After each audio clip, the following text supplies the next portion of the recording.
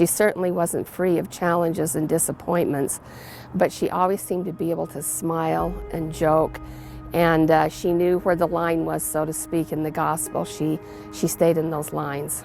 One of the greatest trials I've had, one of my cousins, she ended up committing suicide.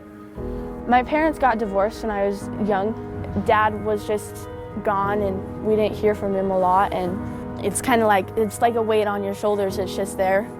You know, there's moments in my life where I have some anxiety episodes. You know, that's something that gives me some struggle sometimes. She was only 15 years old, and her feet were frozen so badly above the ankles that they had to amputate both of her legs.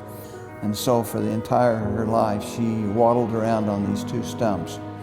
Nowadays, girls are just labeled as they have to be pretty, be skinny and stuff like that. Oh, I'm not good enough, I'm not pretty enough, and I've definitely been affected by those temptations.